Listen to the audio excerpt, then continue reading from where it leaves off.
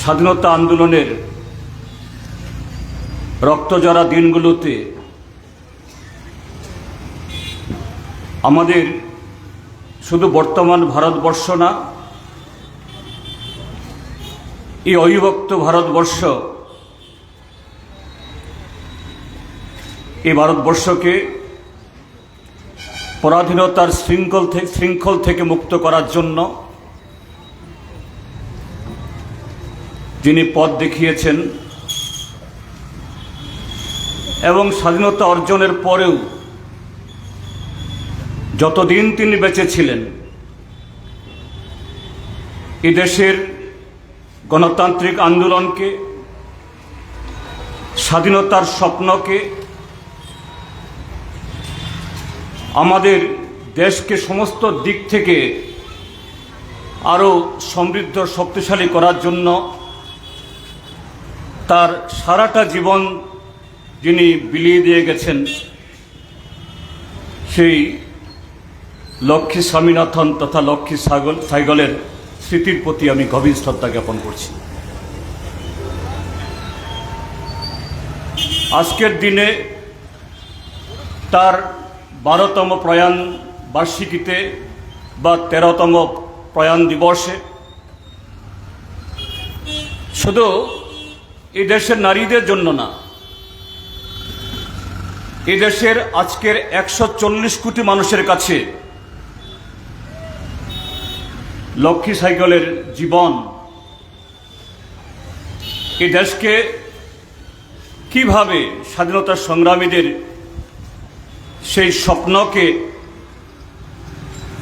আমরা সাকার করব, আমাদের দেশকে এগিয়ে নিয়ে যাব, সেদিক থেকে তার কর্মজীবনের প্রতিটি ক্ষেত্র, প্রতিটি ঘটনা এখনো আমাদের কাছে প্রাসঙ্গিক, আমাদেরকে উৎসাহিত করে, উদযাপিত করে। আপনারা জানেন কমরেড লক্ষ্মী সাইগল ক্যাপ্টেন সাইগলের সাথে, এই প্রেম সাইগলের সাথে বিয়ে হওয়ার আগে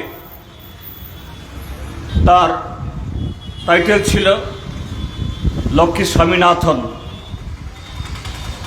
তিনি দক্ষিণ ভারতের তামিলনাড়ুর কন্যা। সেই সময়েতে তিনি MBBS পাশ করেছেন, ডাক্তারি পাশ করেছেন। সেই সময়েতে নারী কেন, আমাদের ভারতীয়দের মধ্যে পুরুষ ডাক্তার সেই সংখ্যায় হাতে গোনা কজন ছিলেন। সেই সময়েতে নারী বা পুরুষ একজন ডাক্তার তিনি যদি সুখে স্বাচ্ছন্দ্যে নিজের এবং পরিবারকে নিয়ে থাকতে চাইতেন, কত স্বচ্ছন্দে, কত নিরাপদে তার জীবনকে তিনি কাটাতে পারতেন। কিন্তু ব্রিটিশ সাম্রাজ্যবাদের যে নির্যাতন, সারা দেশে ব্রিটিশ সাম্রাজ্যবাদের তার অত্যাচারে মানুষের যে মুক্তির আকাঙ্ক্ষা, সেরকম একটা আবহে তিনি তার ব্যক্তি স্বাচ্ছন্দ্য, পারিবারিক স্বাচ্ছন্দ্য, নিরাপত্তা এটাকে বড় করে দেখেননি। তিনি সেই চিন্তাভাবনাকে ত্যাগ করে নেতাজি সুভাষচন্দ্র বোসের তার আহ্বানে যে আজাদ হিন্দ ফৌজ গড়ে উঠেছিল বিদেশের মাটিতে, সেখানে গিয়ে সেই আজাদ হিন্দ ফৌজে তিনি যোগদান করেন এবং সে ফৌজকে, সে বাহিনীকে শুধু একটা স্বাধীনতা সংগ্রামীর একটা বাহিনী না, আগামী ভারতবর্ষকে স্বাধীনতা লাভের পর কি ভিত্তির উপরে, কি ভাবনার উপরে এই ভারতবর্ষকে গড়তে হবে, সেই বাহিনীর শৃঙ্খলা তৈরি করার মধ্য দিয়েও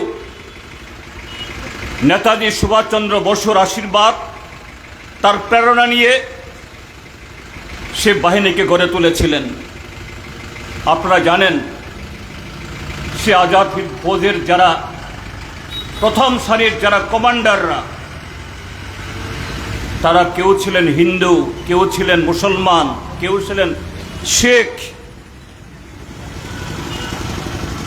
তার স্বামী প্রেম সাইগল তিনিও এরকম ওই উত্তর ভারতের একজন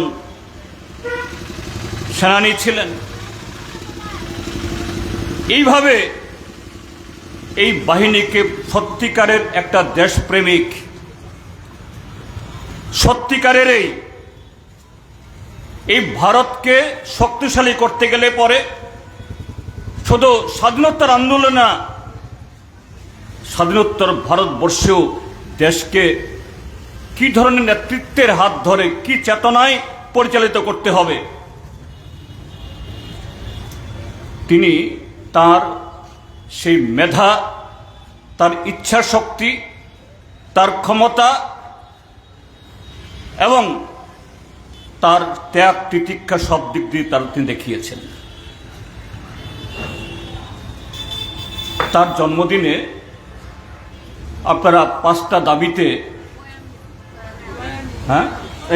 তার প্রয়াণ দিবসে আজকে আপনারা 5টা দাবিতে আজকে এখানে গণধর্ণা বসছেন। আপনাদের দাবির প্রতি গণতান্ত্রিক আন্দোলনের একজন সৈনিক হিসাবে এবং আমি যে পার্টির প্রতিনিধিত্ব করি, ভারতের কমিউনিস্ট পার্টি মার্ক্সবাদীর তরফ থেকে, এবং সার্বিকভাবে এই রাজ্যের 40 লক্ষ মানুষ, 40 লক্ষ গণতন্ত্র প্রিয় শান্তিকে মানুষের তরফ থেকে আমি হার্দিকভাবে সমর্থন করি। আপনাদের দাবি সনদের ভেতরে আসার আগে আমি আজকে দেশের প্রেক্ষিতে কয়েকটা কথা বলতে চাই। আমাদের দেশের বর্তমান শাসক দল ভারতীয় জনতা পার্টি, তার নেতা, যিনি বিগত লোকসভা নির্বাচনে অসংখ্য প্রতারণা, লোক ঠকানো, জুৎচুরি এবং নানা ধরনের অনৈতিকতার মধ্য দিয়ে আবার ক্ষমতায় বসেছেন এবং আপনারা দেখেছেন গেল নির্বাচনে প্রাক্কালে কিভাবে কমরেড লক্ষ্মী সাইগল এবং এরকম আরো বহু স্বাধীনতার সংগ্রামীদের তাদের স্বপ্ন, তাদের ত্যাগ, তাদের কুরবানি, তার ফসল যে ভারতের সংবিধান, আমাদের দেশের ধর্মনিরপেক্ষ কাঠামো, যুক্তরাষ্ট্রের ব্যবস্থা, এটাকে ভেঙে চড়ে তছনছ করে তথাকথিত হিন্দু রাষ্ট্রের নামে,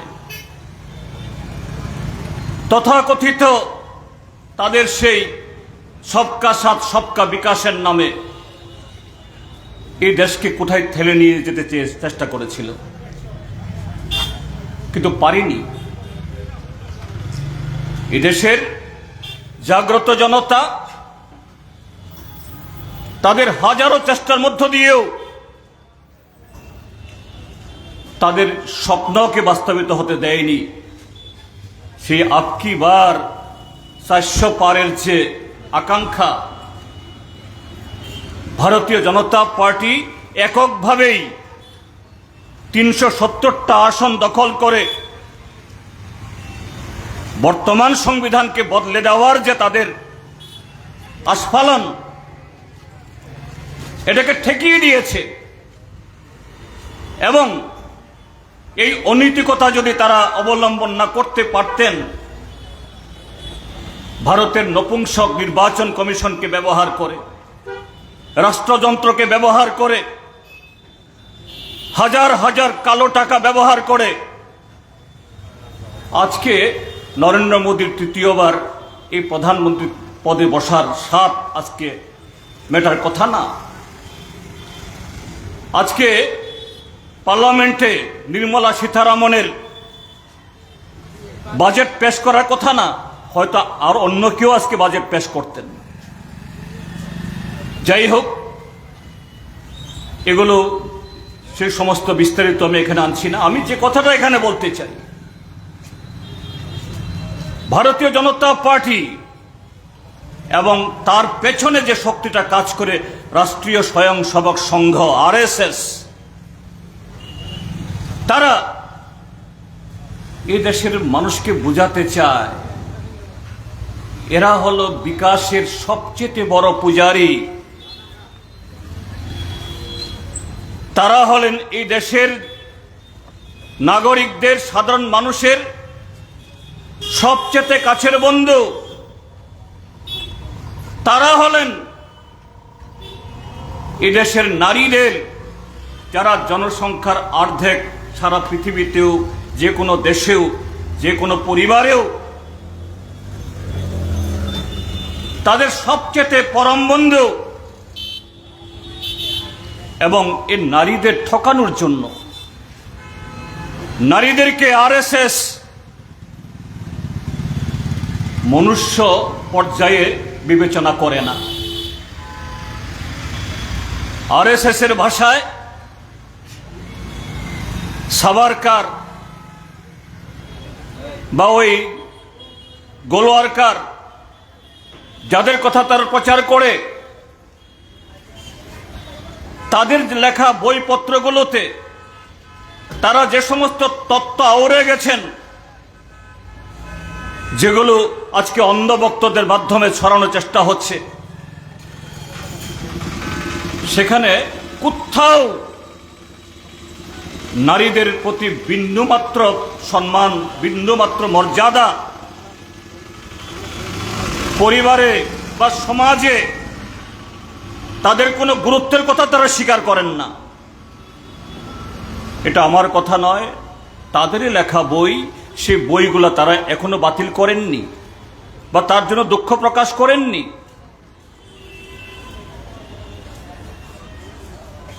তাদেরই বসংবদরা আজকে বলছে যে ওই মেয়েদের শিক্ষা নিয়ে তারা বেটি বাঁচাও, বেটি পড়াও। তারপর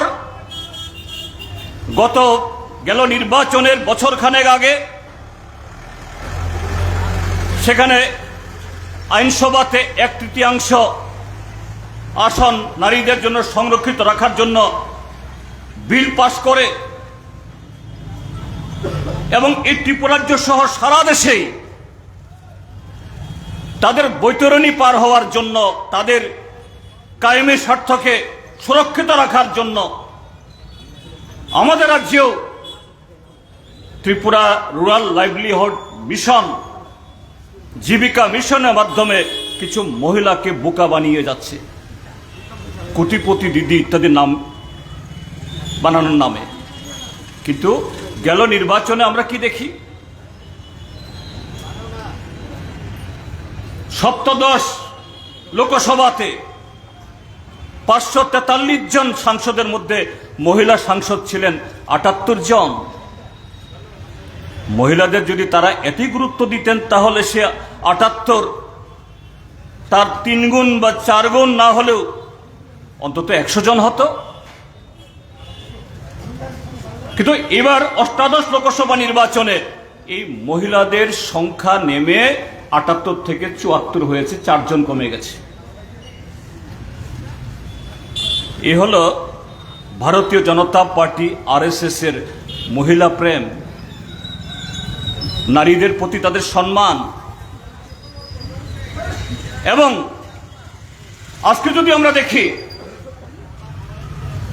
আমাদের দেশের আর্থ সামাজিক কাঠামোর বিচারে যে সমস্ত ক্ষেত্রেতে নারীরা সরাসরিভাবে যুক্ত, সম্পৃক্ত, শিক্ষা, স্বাস্থ্য, সন্তান জন্ম দেওয়া, সন্তান লালন পালন করা এবং নারীদের সম্ভ্রম, সমস্ত ক্ষেত্রেতে সারা পৃথিবীর অন্যান্য উন্নয়নশীল দেশ বা উন্নত দেশের তুলনায় আমাদের দেশের নারীদের চিত্র করুণ থেকে করুণতম হচ্ছে এই মোদীর শাসনে। কিন্তু বেটি বাঁচাও, বেটি স্লোগান, এই বেটি পড়াও, এই স্লোগানে লাখপতি কোটিপতি দিদি বানানোর নামে কখনো কখনো নারীদেরকে বীরাঙ্গনা দেবী হিসাবে প্রচার করে তাদের কায়েমে স্বার্থ লাভের জন্য সেই চেষ্টা, সেই প্রচারে কোনো সেই খামতি সেখানে নেই। কর্মসংস্থানের ক্ষেত্রে দেখা গেছে আমাদের দেশে নারী এবং পুরুষ তাদের মধ্যে ক্রমশ কর্মহীনতা বাড়ছে। একই ধরনের কাজ করার মধ্যে মজুরির অসমতা বাড়ছে, কিন্তু সেই ক্ষেত্রেতে সবার ক্ষেত্রে তো আছেই, নারীদের ক্ষেত্রেতে এটা আরো করুণ। ভারতবর্ষের সরকার এই সমস্ত তথ্য বেরিয়ে আসবে জনগণের সামনে, আমজনতা জানবে। সে কারণে আমাদের দেশের সরকার যে সমস্ত তথ্য সংগ্রহ করবে, তা বিশ্লেষণ করে তার এই রিপোর্ট দেবে, এই সমস্ত দপ্তর বা এজেন্সিগুলো যেগুলো পরিসংখ্যান দেবে, এই সমস্ত এজেন্সি বন্ধ করে দিয়েছে, সমস্ত দপ্তরগুলোকে তার দরজা বন্ধ করে দিয়েছে। শুধু একটা জায়গা থেকে এই সমস্ত তথ্য বের হবে, নীতি আয়োগ, প্রধানমন্ত্রীর দপ্তরে একটা শাখা। সে দপ্তর কোন ধরনের বাস্তবতা বা কোন ধরনের ভিত্তিকে অনুসরণ না করে অবৈজ্ঞানিকভাবে শুধু নারী সংক্রান্ত না, সমস্ত ধরনের তথ্য জালিয়াতি করে এই দেশের মানুষকে আজকে বোকা বানিয়ে যাচ্ছে। তো স্বাভাবিক, দেশ যখন এরকম একটা সরকারের দ্বারা পরিচালিত হয়, দেশ যখন এরকম নীতির দ্বারা পরিচালিত হয়, সবাই সেই ক্ষতির সম্মুখীন হন। কিন্তু তার মধ্যেও যারা সবচেয়ে দুর্বল সমাজের মধ্যে, নাজুক, তাদের যে ক্ষতির পরিমাণ এটা অনেক অনেক বেশি হয়। এই দেশের নারীরা, এই দেশের তপশিলীরা, এই দেশের তপশিল উপজাতিরা, এই দেশের সংখ্যালঘুরা এবং অন্যান্য পশ্চাৎপদরা সরকারের এই স্বেচ্ছাচারিতার কারণে আজকে খুবই ক্ষতিগ্রস্ত। তো সেই সরকার আজকে আপনারা যে দাবিগুলো তুলে আজকে এখানে এই অনুষ্ঠান করছেন, কর্মসূচি করছেন, কেন তারা সেদিকে নজর দেবে? আপনারা দাবি তুলেছেন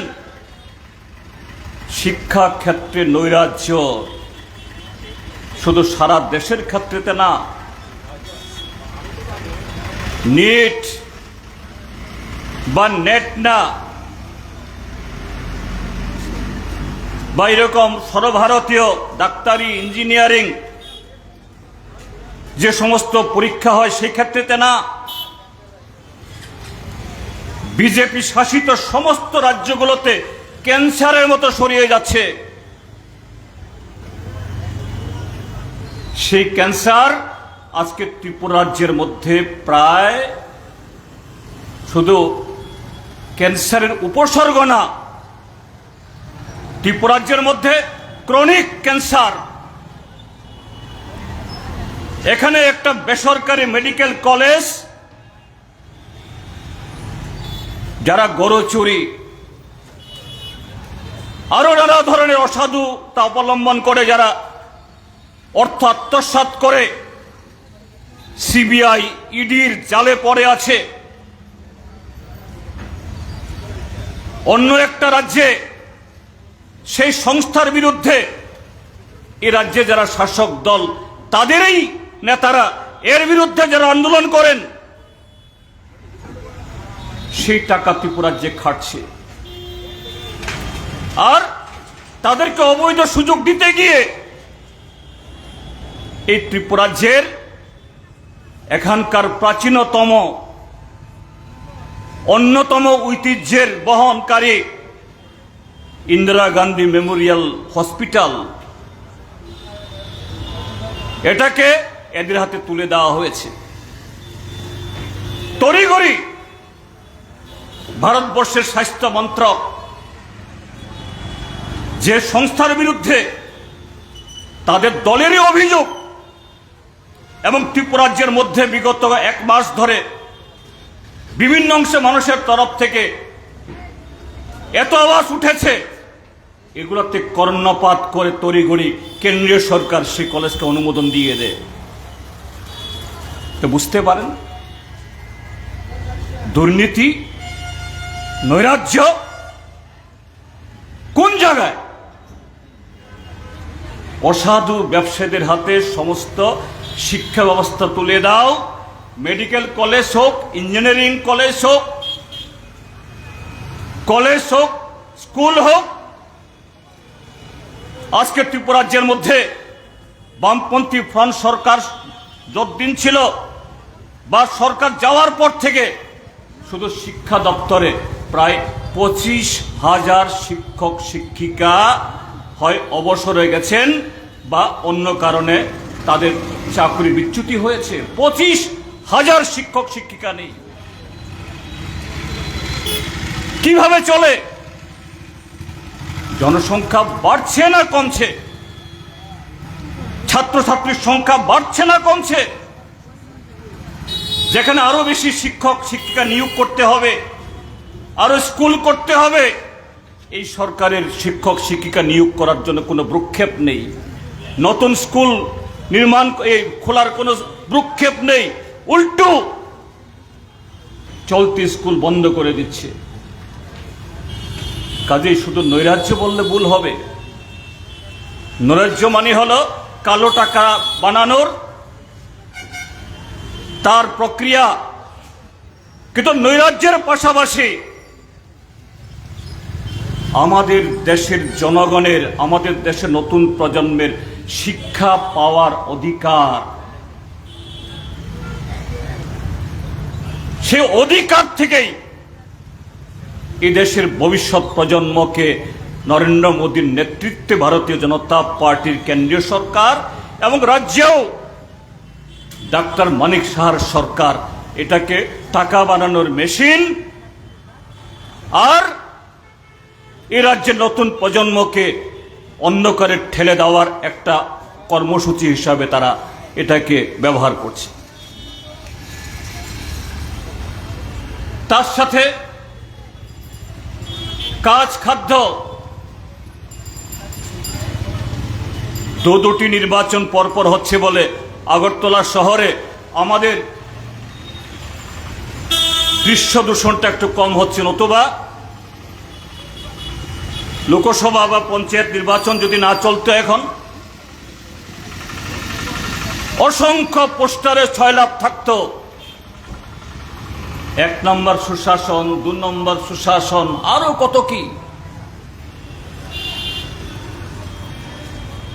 এ রাজ্য নাকি মডেল হয়ে যাচ্ছে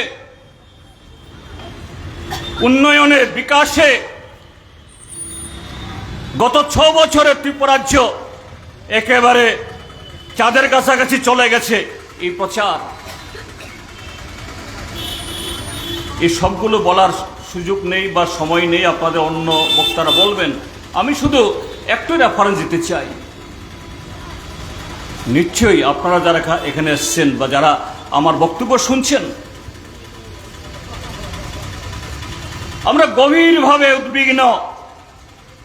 আমাদের রাজ্যের 23টি মহকুমার মধ্যে একটি মহকুমা গন্ডাছড়া, বা এটাকে এখন নতুন নামকরণ হয়েছে গন্ডাতুইশা ককবরকে। সেখানে গত 7 তারিখে একটা অপ্রীতিকর ঘটনাকে কেন্দ্র করে 12-13 জুলাই প্রায় 2 দিন সেখানে কোনো আইন ছিল না, শৃঙ্খলা ছিল না, কোনো শাসন ছিল না। একটা তরতাজা নিরীহ যুবক অকালে তার প্রাণ ঝরে গেছে, তার মায়ের কোল খালি হয়েছে, আর এটাকে কেন্দ্র করে প্রায় 200 পরিবার সর্বশান্ত হয়ে গেছেন। তাদের ভারী ঘর জ্বালিয়ে দেওয়া হয়েছে,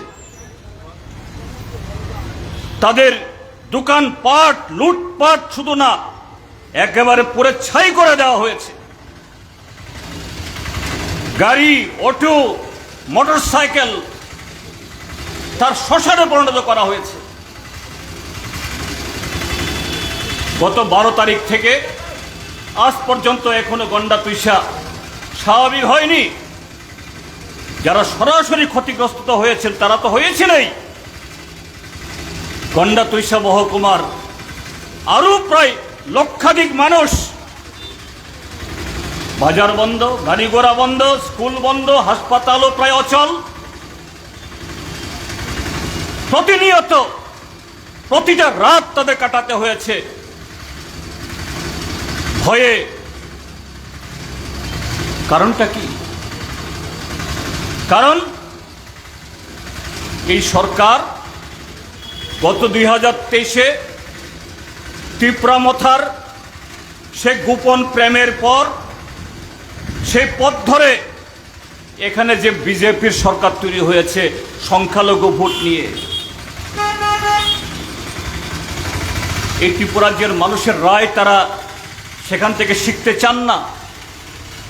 কোনো কাজ নেই, কোনো খাদ্য নেই, ছিটে ফুটা যে কোনো দপ্তরের যাই বরাদ্দ আসে, রেগা হোক বা 12, তার সাথে পিডব্লিউডি হোক বা এগ্রিকালচার বা হর্টিকালচার, সব জায়গাতে এখন সিন্ডিকেট, নেগোসিয়েশন।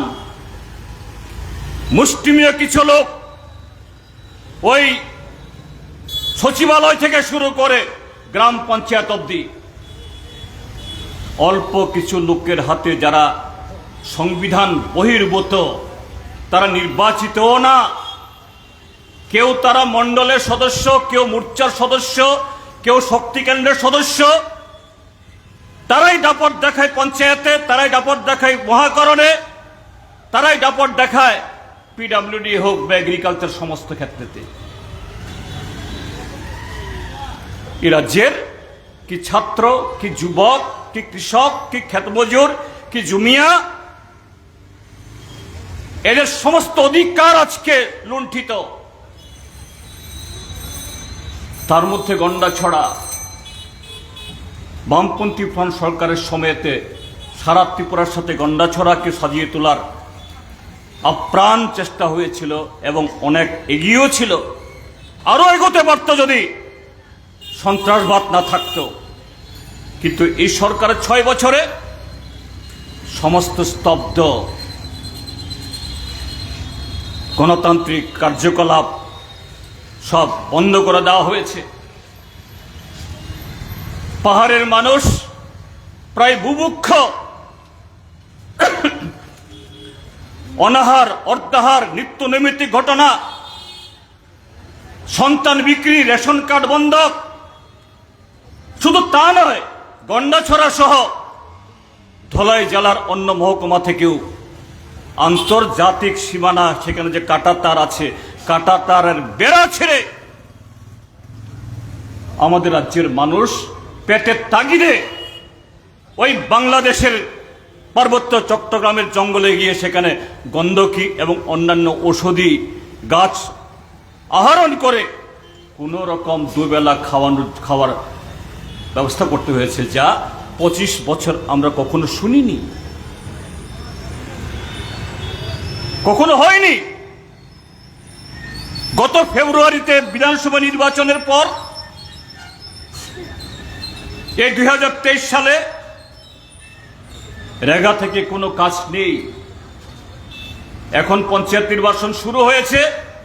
এই পঞ্চায়েত নির্বাচনে তাদের পক্ষে প্রভাবিত করার জন্য, তাদের পক্ষে লোক জমায়েত করার জন্য এখন কিছু কিছু কাজ হচ্ছে এডিসিতে এবং নন এডিসিতে, উভয় জায়গাতেই। কিন্তু এতে কি অভাব বন্ধ হয়? প্রচণ্ড অভাব সেই কন্দাছড়া, ছাউমনু, গঙ্গানগর, রৈশাবাড়ি এসব এলাকাগুলোতে। আর সেখানে আরো কামাই করতে হবে। তাহলে কি পথ অবলম্বন করতে হবে? ত্রিপুরার যে এখন নতুন সংস্কৃতি, আগরতলাতে দুর্গাপূজা হলে পরে কার্নিভাল,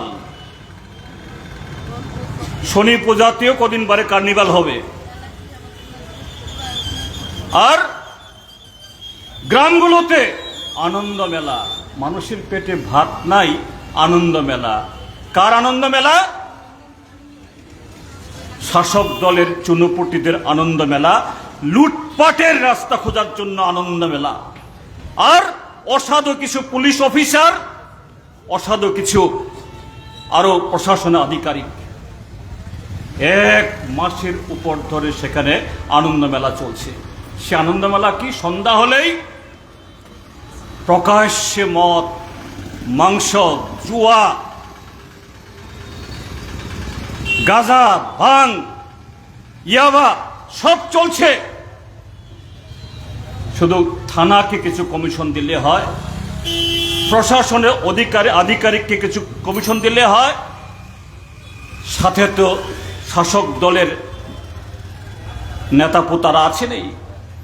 আগে শুধু বিজেপি ছিল, সাথে এখন তিপ্রামথা, একেবারে সোনাই সোহাগা। এটা শুধু গন্ডাছড়া না, গোটা ত্রিপুরাজ্যে চলছে। সেই আনন্দ মেলাতে প্রায় প্রতিদিন কোনো মায়ের কান্না, কোনো বোনের কান্না, কোনো ভাইয়ের কান্না, মাদকাসক্ত হয়ে মারামারি, ছিনতাই, এগুলো চলছিল। আর তা থেকে পরিণতি হলো সেই 7ই জুলাইয়ের অন্ধকার রাত। এটাকে কেন্দ্র করে একজন নিরীহ যুবকের মৃত্যু, তারপর 12-13 জুলাই আরো বেশি অন্ধকারতম রাজত্ব। পত্রপত্রিকায় দেখেছেন, আমরা মার্ক্সবাদী কমিউনিস্ট পার্টি, আমরা বিরোধী দল হলেও এই রাজ্যের 40 লক্ষ মানুষের প্রতি আমাদের দায় আছে, দায়িত্ব আছে। এই যুবকটার মৃত্যুর পর থেকেই আমরা বারবার প্রশাসনকে বলছিলাম, যা ক্ষতি হয়েছে তো হয়েছেই, তা থেকে যাতে আর কোনো ধরনের মারাত্মক ক্ষতি না হয়, বিস্তৃতি লাভ না করে ব্যবস্থা নিন।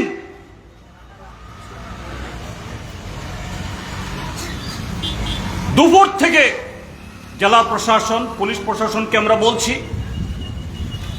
12 তারিখ রাত 2টো অবধি প্রায় আমরা জেগে খোঁজখবর নিচ্ছি। আমাদের রাজ্যের প্রাক্তন মুখ্যমন্ত্রী শ্রদ্ধেয় কমরেড মানিক সরকার সহ কখনো মুখ্যমন্ত্রীকে ফোন, কখনো ডিজিকে ফোন, কখনো জেলা শাসককে, কখনো এসপিকে, কিন্তু সরকার নির্লিপ্ত, কুম্ভকর্ণের ঘুমে তারা আচ্ছন্ন। যা ক্ষতি হওয়ার হয়ে গেল। তারপরও আমরা প্রতিদিন খবর রাখছি, প্রশাসনকে বলছি, ঠিক আছে আপনারা, এখন তো উত্তেজনা মুহূর্ত, আপনারা সামলান, আমরাও দেখতে আসব টাকা পয়সায় সাহায্য করতে না পারলেও অন্তত পাশে গিয়ে দাঁড়াতে পারলে পরে সন্তানহারা মাকে যদি একটু প্রবোধ দিতে পারি, আমরা ঘরহারা পরিবারের পাশে দাঁড়াতে পারে, তারা অসহায়ত্ব বোধ করবেন না। জেলা শাসক বলছেন স্যার 2 দিন বাদে আসুন। এইভাবে কথা বলে আমরা গতকাল গেলাম। আমি বিস্তারিত বলছি না, আজকে দেখেছেন সোশ্যাল মিডিয়াতে, পত্রিকাতে। এখন পঞ্চায়েত নির্বাচন চলছে। এই গতকাল মনোনয়ন প্রত্যাহারের শেষ দিন ছিল। 65% আসনে ভারতীয় জনতা পার্টি ডাকাতি করে বিরোধী দলের লোকদেরকে প্রার্থীপদ জমা দিতে দেয়নি। আপনারা সেদিন দেখেছেন ডুকলিতে দুপুর 1:45 নিশ্চয়ই রাত্র না, অন্ধকার না, দিনের বেলা দুপুর 1:45 নিশ্চয়ই কাউকে টর্চ লাইট জ্বালিয়ে হাঁটতে হয় না, ল্যাম্প নিয়ে হাঁটতে হয় না। প্রশাসনকে বারে বারে জানিয়ে ভারতবর্ষের স্বাধীন নাগরিক একটা রাজনৈতিক দল একটা নির্বাচনে প্রার্থীপদ জমা দেবে, এর আগে নমিনেশন পেপার আনতে গিয়ে আমাদের প্রাক্তন বিধায়কের উপরে আক্রমণ হয়েছে বিভিন্ন জায়গাতে, শুধু ডুকলি না। সেদিন আপনাদের অনেকে ছিলেন, সেদিন অনেকে হয়তো প্রার্থী হতে চেয়েছিলেন আপনারা। কি হলো? পুলিশের অভাব নেই, কত রঙের police, CRPF, TSR, Tripura police, BSF, সংখ্যাও কম ছিল না।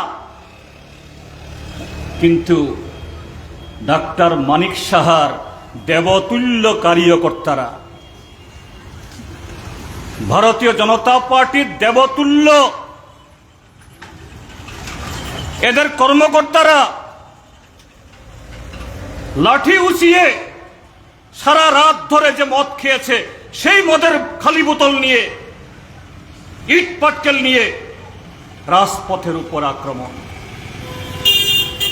পুলিশ তাদের উপরে একটা ফুলের টুকরি দিতে পারে না। সাধারণ পুলিশ, টিএসআর জওয়ানরা এগিয়ে এদেরকে বিরত হওয়ার চেষ্টা করেছে। আর কয়েকজন বীরপুঙ্গ অভিষেক ছিল, যারা তাদের রাষ্ট্র দায়িত্ব পালন করতে গেছেন তাদেরকে বিরত করে পালিয়ে গেছেন। এই পলায়ন সেদিন ওই ডুকলির এসডিপিউর না, এই পলায়ন আমতলী থানার ওসির না, এই পলায়ন ডাক্তার মানিক সাহা, বিপ্লব কুমার দেবদের। যে বিপ্লব কুমার দেব মাত্র 1.5 মাস আগে লোকসভা নির্বাচনে 72% ভোট পেয়ে নাকি রেকর্ড করেছেন, সে রেকর্ডদারি পার্টি পঞ্চায়েত নির্বাচনে জনগণের সামনে দাঁড়াতে ভয় পায়। কাজেই দিন দুপুরটাকেও তারা অন্ধকার বানিয়ে আমাদের সংবিধান এবং গণতন্ত্রের উপরে বলাৎকার করেছে। এই হলো আজকে রাজ্যের স্থিতি।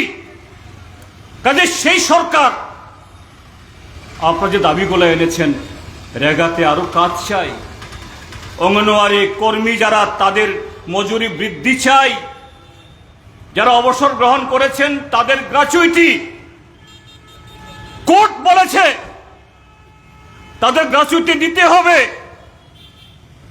টালবাহানা করছে। জুট মিলের কর্মচারীরাও এরকম ভাবে সুপ্রিম কোর্টে কেস জিতেছে, তাদের দাবি মানছে না। কাজেই এই সরকার তাদের কাছে কোনো অনুনয় বিনয় কাজ করবে। এই সরকার সংবিধান মানে না, আইন কানুন মানে না, ব্যক্তি স্বাধীনতা মানে না, মানুষের মৌলিক অধিকার মানে না, গতকাল আমরা যেতে চেয়েছিলাম গন্ডাছড়া, যারা আগরতলা শহরে দিন দুপুরে গুন্ডাদের আটকাতে পারে না, আর সেই পুলিশকে দিয়ে আমাদের পথ রোধ করে দাঁড়ায়, তখন তাদের পুলিশের অভাব নেই, তাদের হুকুমের কোনো অভাব নেই। এই হলো অবস্থা। কাজে সেই সরকারের হাতে এ রাজ্যের আইন শৃঙ্খলা, নারীদের নিরাপত্তা, শুধু শিক্ষা, স্বাস্থ্য বা কাজ না, সাধারণ আইন শাসন, ল অ্যান্ড অর্ডার, নারীদের সম্ভ্রম, নারীদের নিরাপত্তা, এটা থাকবে, এটা কোনোদিন আশা করা যায় না। কাজে আপনাদের কাছে আবেদন থাকবে, এই ত্রিপুরা রাজ্যের সমস্ত গণতান্ত্রিক শক্তির কাছে আবেদন থাকবে, মনে রাখতে হবে গুন্ডা শক্তি আর প্রশাসনের অপশক্তিকে ব্যবহার করে তারা কোনো নির্বাচন, কোনো কর্মসূচিতে জিততে পারলেও এটা কিন্তু আসল জিত না, এটা গৌরবজনক জিত না, এটা হলো চরম লজ্জার জয়। আর আজকে যে ধরনের ব্যবহার করছে পঞ্চায়েতগুলোতে রিগিং টিগিং করে, এটা কাপুরুষতার পরিচয়, শক্তির পরিচয় না।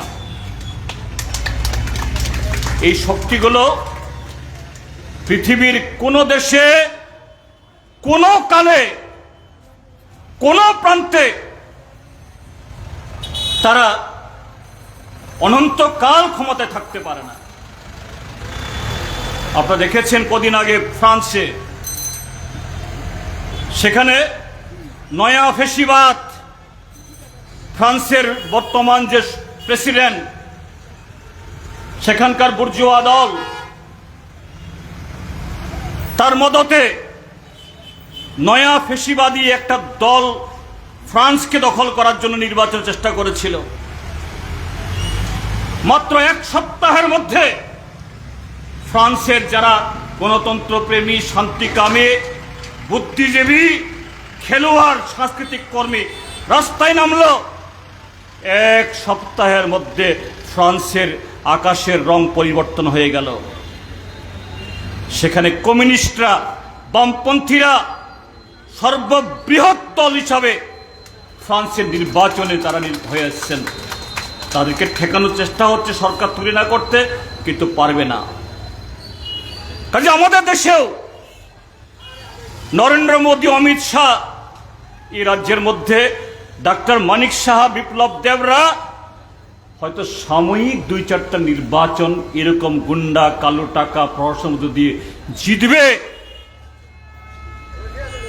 কিন্তু এই জয় নৈতিক না, এই জয় মানুষের জয় না, এই জয় কখনোই অনন্তকাল চলবে না, মানুষের সাথে কথা বলবে। আজ আপনাদের ধন্যবাদ, অভিনন্দন। একজন স্বাধীনতা সংগ্রামী এবং ঐক্যবদ্ধ ধর্মনিরপেক্ষ ভারত তৈরি করার জন্য ব্যক্তি জীবনেও সেই শিক্ষাকে জনগণের সামনে তুলে ধরে যিনি এই দেশকে, আমাদের আত্মাকে সমৃদ্ধ করেছেন, তার প্রয়াণ দিবসে আজকে আপনারা এই কর্মসূচি নিয়েছেন।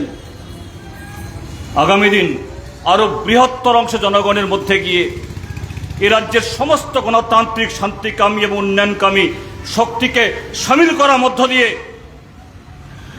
শুধু নারীদের বা নারী সমিতির না, গোটা দেশকে, রাজ্যকে বাঁচানোর জন্য আপনাদের সংগ্রামকে, লড়াইকে আরো সংহত করুন, মজবুত করুন। আমরা ত্রিপুরা রাজ্যের সমস্ত গণতান্ত্রিক শক্তি আপনাদের পাশে আছি। আগামী দিন শান্তিকামী, গণতন্ত্রকামী, ধর্মনিরপেক্ষ শক্তি এবং বহুত্ববাদ আমাদের দেশের যে প্রাণ, সেটাই শেষ কথা বলবে। তার পক্ষে আরো জোরদার আন্দোলন চালিয়ে যাবেন এই আহ্বান রেখে আবারও আপনাদের সকলকে ধন্যবাদ জানিয়ে এবং এখানে আমার কিছু ভাবনা চিন্তা বা বক্তব্য রাখার সুযোগ দানের জন্য আপনাদেরকে কৃতজ্ঞতা জানিয়ে আমার কথা বলা শেষ করছি। সবাইকে নমস্কার, ধন্যবাদ। খুলুমখা। কমরেড লক্ষ্মী সাইগল, তার স্মৃতি অমর রয়।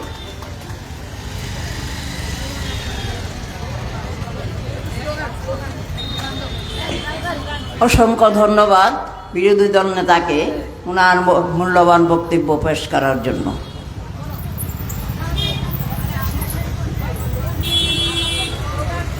কমরেড সবাই মিলে আওয়াজ তুলুন, ইনকলাব জিন্দাবাদ, ইনকলাব জিন্দাবাদ।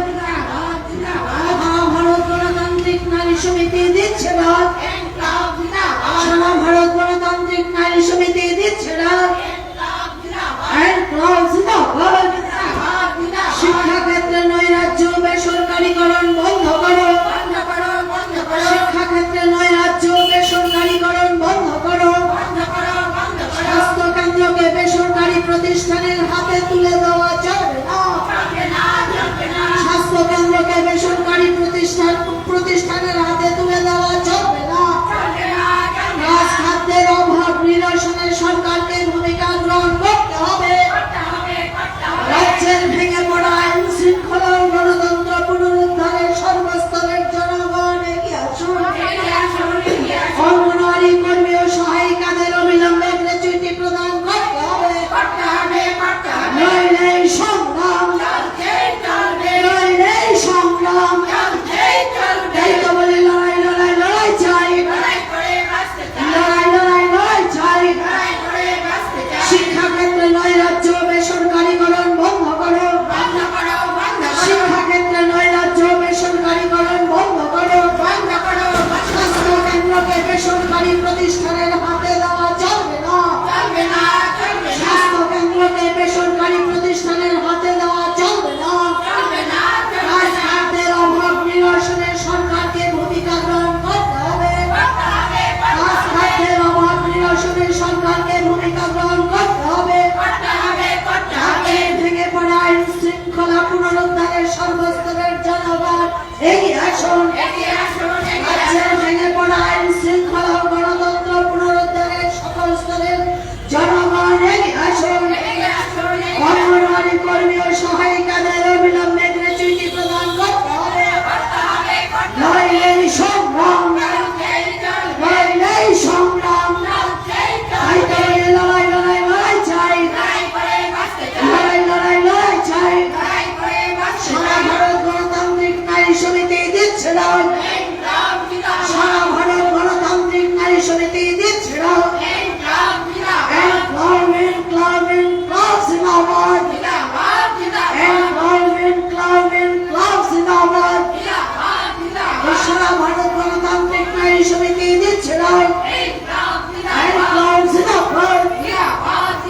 শিক্ষাক্ষেত্রে নৈরাজ্য বেসরকারীকরণ বন্ধ করো, শিক্ষাক্ষেত্রে নৈরাজ্য বেসরকারীকরণ বন্ধ করো।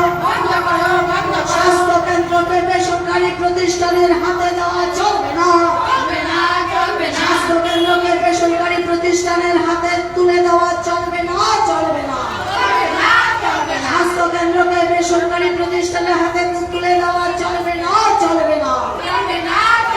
খাদ্যের অভাব নিরসনে সরকারকে ভূমিকা গ্রহণ করতে হবে, খাদ্যের অভাব নিরসনে সরকারকে ভূমিকা গ্রহণ করতে হবে। রাজ্যের ভেঙে পড়া আইন শৃঙ্খলা পুনরুদ্ধারের সকল স্তরের জনগণ এগিয়ে আসুন।